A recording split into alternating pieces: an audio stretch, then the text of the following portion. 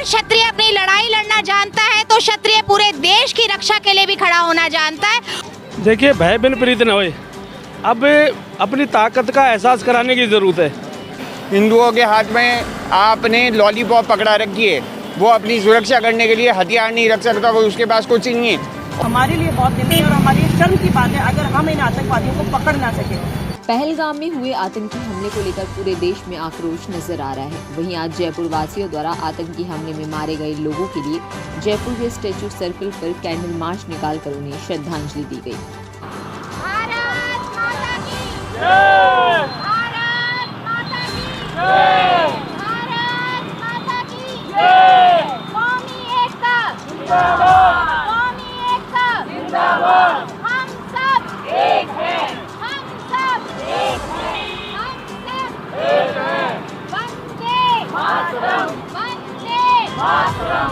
वंदे मातरम! हत्यारों को फांसी दो! फांसी दो! फांसी दो! हम सब एक हैं। हम सब। बहुत ही निंदनीय और चिंता का विषय है। मोदी जी इस तरह के हमले अब नहीं सहन करे जाएंगे और मैं कीर्ति राठौर करनी सेना की राष्ट्रीय अध्यक्षा होने के नाते आपसे ये अपील करना चाहूँगी, पूरे भारतवर्ष से ये आह्वान करना चाहूँगी कि अगर ये सेना और भारतीय सेना, भारतीय वायु सेना अगर काम नहीं कर पाए तो ये काम आतंकियों को मारने का, गिराने का करनी सेना को सौंप दिया जाए। अगर क्षत्रिय अपनी लड़ाई लड़ना जानता है तो क्षत्रिय पूरे देश की रक्षा के लिए भी खड़ा होना जानता है और हम सब एक हैं।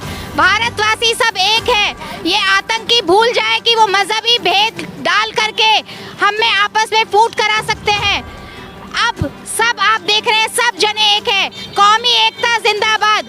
मजहब नहीं सिखाता आपस में भेद करना, इसलिए आतंकियों अब तुम्हारी खैर नहीं। सब एक हो गए हैं और हम जानते हैं खून के बदले खून कैसे लिया जाएगा।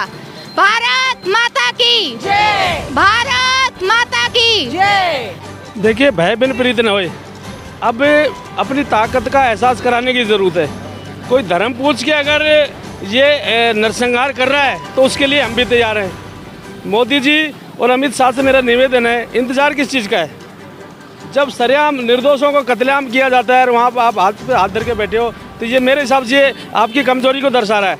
आप बहुत मजबूत प्रधानमंत्री हैं, बहुत मजबूत आप गृह मंत्री हैं, फिर इस तरह की हरकतें आपके घर में, मैं तो ये कहता हूँ घर में घुस के मतलब 24 घंटे के अंदर इस चीज़ का बदला लिया जाए ना, तो मैं मोदी को बहुत ज़्यादा मजबूत प्रधानमंत्री मानूंगा। नहीं, बिल्कुल मेरा 3 बार का वोट दिया मोदी जी को, मैं बिल्कुल मैं तो मेरी गलती मान लूँगा। मैं अगर ये 24 घंटे में इसका बदला नहीं किया, मेरा 3 बार का वोट देना मोदी जी को बिल्कुल बेकार है। सरकार को क्या एक्शन करना चाहिए, क्या करना चाहिए? बिल्कुल घर में घुस के मारना चाहिए। आप साहब है जो सरदबार जो आका इनके बैठे हैं सरेआम, उनको पता है पाकिस्तान के अलावा ये कोई कर नहीं सकता, ठीक है। और उन निर्दोषों को क्या दोष है भाई? आप अगर आमने सामने की लड़ाई लड़ना चाहते हैं तो उसके लिए भी हम तैयार हैं। आइए, आप समय दीजिए, स्थान बताइए, हम तैयार हैं उसके लिए। मैं सुशील जाधव, क्षत्रिय मराठा समाज जयपुर के अध्यक्ष होने के नाते हम लोग यहाँ पर करनी सेना के इस आह्वान पर इस कार्यक्रम में उपस्थित हुआ हूँ। मृत आत्माओं को हार्दिक संवेदनाएं व्यक्त करता हूँ। साथ ही मैं एक बात कहना चाहता हूँ कि विगत कुछ वर्षों से जो इस प्रकार की मानसिकता, आतंकवादी मानसिकता के लोग हैं, जो धर्मांध लोग हैं, जिहादी मानसिकता के लोग हैं, वे पहले तो अपना जो मिशन था वो आम जनता के बीच में ब्लास्टिंग करते थे। पिछले कुछ सालों से इन लोगों ने पुलिस थाने, आर्मी फोर्सेस, इनके ऊपर अटैक करना प्रारंभ किया ताकि हमारी सेनाओं का मनोबल ये गिरा सकें। ये एक बहुत ही चिंतनीय विषय है कि पहली बार आर्मी और सेना के बाद में अब आम जनता के ऊपर ये वापस से इन्होंने, क्योंकि आपने देखा पुलवामा में जो अटैक किया था, ये पूरी हमारी डिफेंस की गाड़ी के ऊपर इन्होंने अटैक किया था। तो ये जो अटैक हुआ है, आम जनता के ऊपर अटैक हुआ है, निश्चित ही ये चिंतनीय है कि हमारी सेना का मनोबल गिराने के बाद में अब इन लोगों का जो अगला कदम है आम जनता के बीच में आया है, तो इसको तत्काल रोका जाना चाहिए। और जो बदले की कार्रवाई, ये बदला नहीं कहेंगे, ये हमारा डिफेंस होगा, इसे तत्काल इस कदम को उठाया जाना चाहिए। इसके लिए जितने भी टेररिस्ट के जो पॉइंट्स हैं पाकिस्तान ऑक्यूपाइड कश्मीर के अंदर, उनके ऊपर इमीडिएट अटैक होना चाहिए, ताकि राष्ट्र की सुरक्षा जो कश्मीर में चल रही थी, शायद हम उससे काफ़ी हद तक संतुष्ट थे।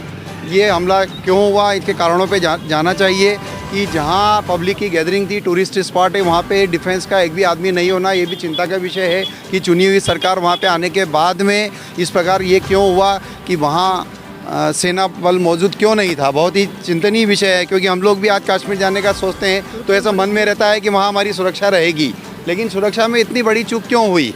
इस चूक के साथ साथ वहाँ के जिम्मेदार अधिकारियों के, उनके ऊपर भी चाहे राजनेता हों, उनके ऊपर कार्रवाई होना चाहिए। और निश्चित ही ये बहुत बड़े बदले की कार्रवाई भारत सरकार की तरफ से और सेना की तरफ से अब होना चाहिए।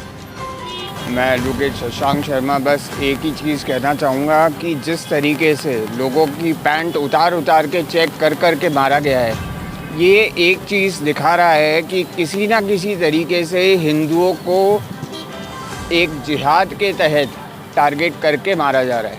और कुछ दिन पहले पाक आर्मी के जो जनरल हैं वो ये बयान देते हैं, वो कहते हैं कि भाई हिंदू और मुसलमान अलग हैं। और बाबा साहब भीमराव अम्बेडकर ने भी बाकायदा कहा था कि भाई हमारे बीच के एक बहुत बड़ी खाई है, जब तक पूरे पाकिस्तान के हिंदुओं को यहाँ नहीं लाया जाएगा और यहाँ से वहाँ नहीं भेजा जाएगा, तब तक हमारे बीच का ये जो डिवाइड है वो बना रहेगा, बढ़ता रहेगा।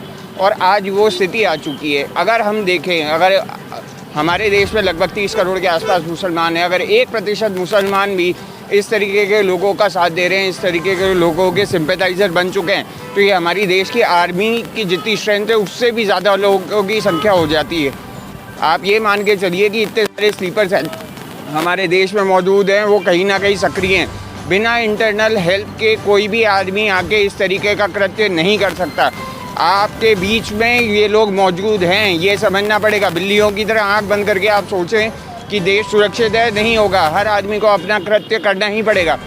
हमें ये मानना पड़ेगा कि भैया हम असुरक्षित हैं, हिंदू असुरक्षित है। हिंदुओं के हाथ में आपने लॉलीपॉप पकड़ा रखी है, वो अपनी सुरक्षा करने के लिए हथियार नहीं रख सकता, वो उसके पास कुछ नहीं है। और वो लोग आ रहे हैं और हमें एकदम बकरी के तरह आके और गर्दन काट के लेके जा रहे हैं, हमारे गोलियां मार रहे हैं। तो ये कहाँ तक न्याय है? हमें हमारे पूरे जो प्रावधान है, हमें हमारी सुरक्षा की दृष्टि से हमारे संविधान में हमें राइट टू लाइफ दे दिया, पर इस तरीके की लाइफ की कोई भी आके हमें मार जाए, ये कहाँ का न्याय है? हमें ये समझना पड़ेगा, हमें ये जानना पड़ेगा कि भैया घर का भेदी कहीं ना कहीं छुपा हुआ है। और ये जो सिंपैथाइजर्स हैं, ये कहीं ना कहीं इनकी मदद कर रहे हैं, तभी जाके ये इतना बड़ा घटनाक्रम हो पा रहा है। वरना ये इस तरीके का काम कोई भी इस तरीके का काम करने की हिम्मत नहीं रख सकता। मैं वर्क संस्था की तरफ से लुबाना फरदौस, आज हमारी वर्क संस्था ने भी यहाँ पर कैंडल मार्च के अंदर शिरकत करी है। और हम लोग यही मैसेज देना चाहते हैं कि आतंकवाद का कोई धर्म नहीं होता। आतंकवाद जो है वो किसी मजहब से रिलेटेड नहीं है। हमें हमारे हिंदुस्तान का कोई भी धर्म, और धर्म तो सारे एक ही हैं, हमें यही सिखाते हैं कि हमें सद्भाव के साथ में रहना चाहिए। और जिस तरीके से ये पुलवामा के ऊपर अटैक हुआ है, दोबारा अटैक हुआ है, हमारी शांति को भंग करने की कोशिश की गई है, ये वाकई निंदनीय है। और हमें हम सबको मिलकर के काम करना होगा। और वाकई हमारा हिंदुस्तान कोई छोटा मोटा मुल्क नहीं है, इसको अगर पाकिस्तान जैसा कोई मुल्क डराने की कोशिश करे तो हम डर जाएंगे। हम जानते हैं कि जवाब किस तरीके से दिया जाना चाहिए। और हमारे हिंदुस्तानी भाइयों का खून हमारे लिए कोई हल्के में लेने वाली बात नहीं है। ये वाकई ही बहुत तकलीफ की बात है। ऐसा जोड़ा जो कि शादी के बाद में वहाँ घूमने गया था, उनको मारा गया, या मतलब जो भी जिसके साथ में भी ये कुकृत्य किया गया, ये हमारे लिए बहुत निंदनीय और हमारे लिए शर्म की बात है अगर हम इन आतंकवादियों को पकड़ ना सके। और जिस तरीके से धर्म का नाम लेकर के या मजहब का नाम लेकर के नाम पूछ करके जो मारे जाने वाली हरकत है, ये आज से पहले नहीं देखी गई है। ये कोई स्ट्रैटेजी लगती है या ये हमें दिखाता है कि हम लोग कर्म के नाम पे कितने ज़्यादा गिर चुके हैं। और ईश्वर ने हमें मनुष्य योनि में पैदा करा है, हमें कर्म करने के लिए पैदा किया गया है और हमें कर्म करना होगा। और हम लोग हमेशा से ही वर्क संस्था अखंड भारत के लिए कार्य करती आई है और हम इसी तरीके से आगे भी अखंड भारत के लिए कार्य करते ही रहेंगे। राजस्थान के क्षेत्र में आए हूँ और हम यहाँ पर अर्जी लेने आए और आक्रोश प्रकट करने आए। इस प्रकार जल्द से जल्द इस मुद्दे को, वैसे मोदी जी तो इसको सीरियस ले रहे हैं, तो सऊदी से यहाँ आ गए हैं मुस्लिम छोड़ के, तो हमें उम्मीद है कि मोदी जी इस पर कोई न कोई सख्त कार्रवाई करेंगे, इसकी हम आशा करते हैं।